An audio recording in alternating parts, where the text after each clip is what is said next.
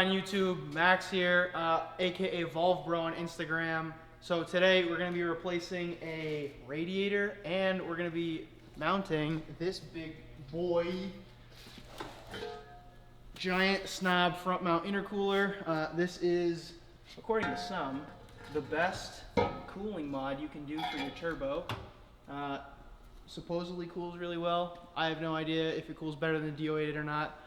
Regardless, we're going to be replacing the stock 2 front mount intercoolers in the R. It comes with like some little auxiliary one, and then obviously the big pancake that's in between the radiator and AC condenser. But while we're in there, we'll also be replacing the radiator. Unfortunately, on this one, as you can see,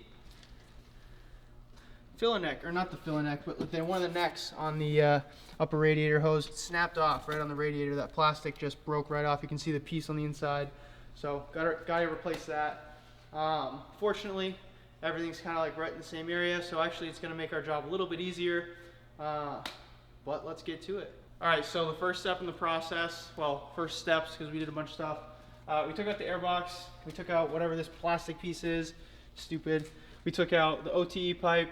We took out the lower charge pipe, the hot side, I guess, or the cold side would be coming from the intercooler. We took out the fan, that's out of there. We took off the bumper cover, because we gotta get this lower intercooler off and a bunch of other stuff from underneath once we go up with the car. But we should be pretty well set off to now go up and start taking stuff off from underneath. All right. So we got pancake 1 and pancake 2. We got the intercooler and the radiator both out. Fortunately, we got some much better units going in, unlike this junk crap. Of course, we have our beautiful used Snabb front mount intercooler, tons of cooling, and our brand new Nissan's radiator. Again, tons of cooling. This thing's gonna get a whole cooling upgrade, but you come on over here, you can see once you get this stuff out, it's absolutely wide open in here. Like, I could probably stand up in there if we lowered it down, but you know, I'm pretty small. We'll be throwing the new radiator up in there, and then obviously the front mount, we might have to push this AC condenser back a little bit, but that shouldn't be too big of a deal. Plenty of people have done this install in the past, and I'm not worried in the slightest. But once we get a couple more things now up and back in, we'll give you another update, but we're on the come up, and everything's going back together. So we got the radiator in. As you can see, car's kind of down on the ground now, still in the lift, but we got the radiator in. Everything's hooked up except for this upper hose, just because we might need to modify it a little bit, just in terms of placement. Otherwise, it's all good to go. So we're moving on to the intercooler install. We have a couple things that we need to do before we actually mount the actual intercooler.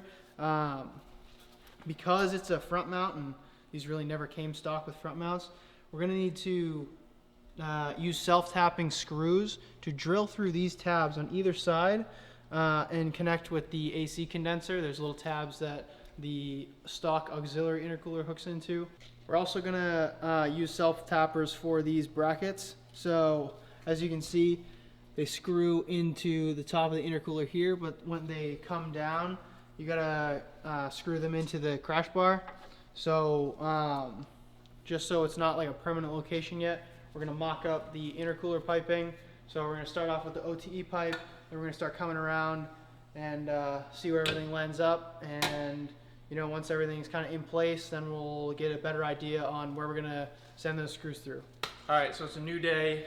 We're still at the shop. Well, I guess we're not still at the shop, but we're here again. I'm tired. We were here late last night. We ran into a snag, so we figured we'd call it. Come back in the morning with fresh eyes.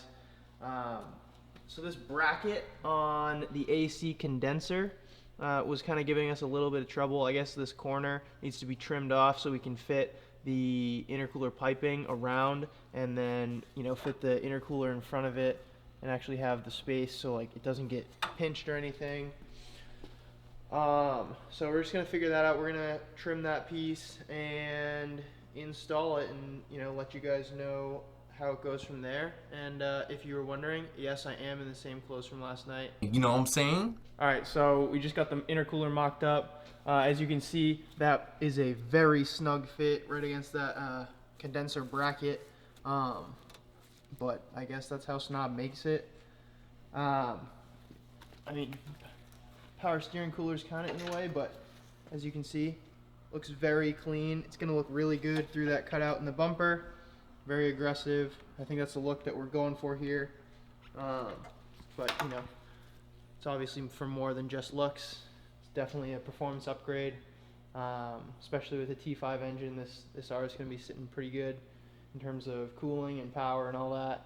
But we're going to start buttoning things up now, getting hose clamps on, making final position adjustments for this intercooler, and going back together.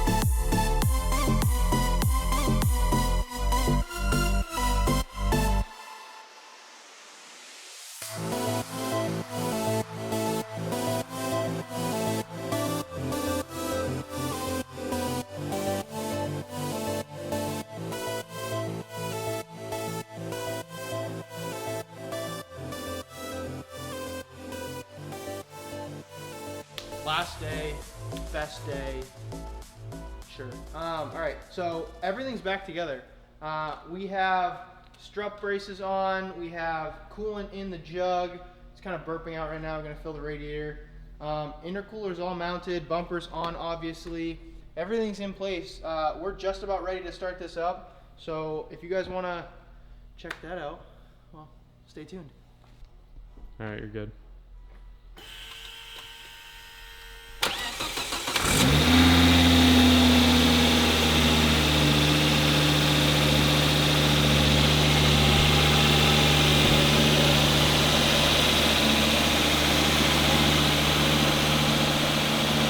Sound healthy or what?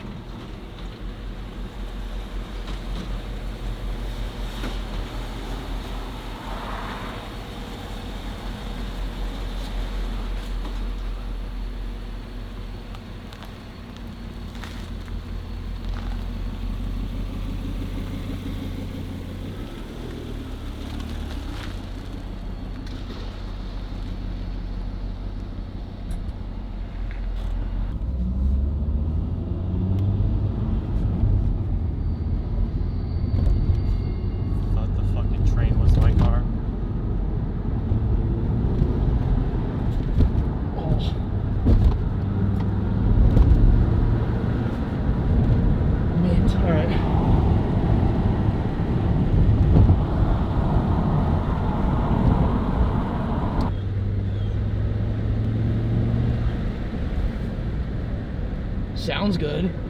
Sounds really good. Pulls like, it doesn't feel like anything. Like, it just feels like it flows better. Yeah, no. Like it, That's like, what I'm trying to say. Yeah. Like it feels smoother. Turbo spools up quicker a little bit, I think. Yeah. Need that intake.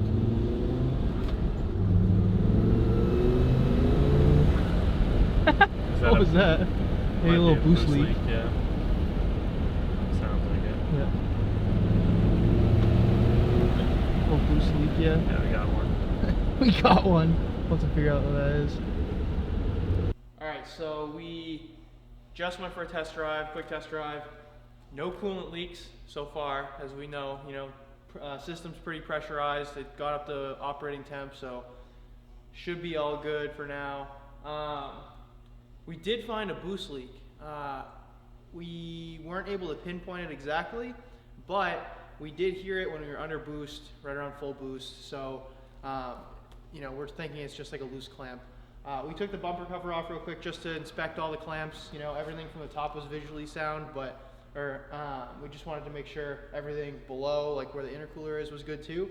Took it off, and the clamp going to the intercooler on the hot side of it was actually a little bit loose. We think that's the issue. We're about to go test drive it again real quick, but tightened that up, made sure everything else was tight, and threw it back together. So we'll update you once we get back. Oh, there No, it you don't is. have to Yep. hold it down. Use Yeah, it's a says long red. brush.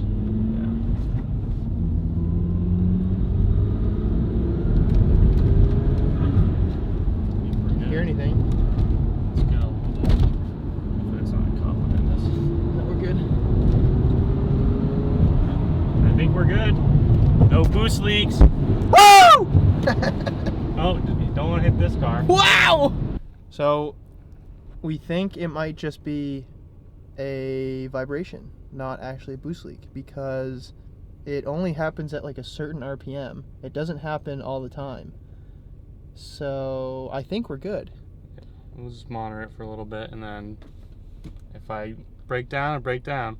Got AAA plus, so I won't go 100 miles away, and we'll be good. That is a great investment if you're looking into it, especially if you're modifying your car and doing your work yourself.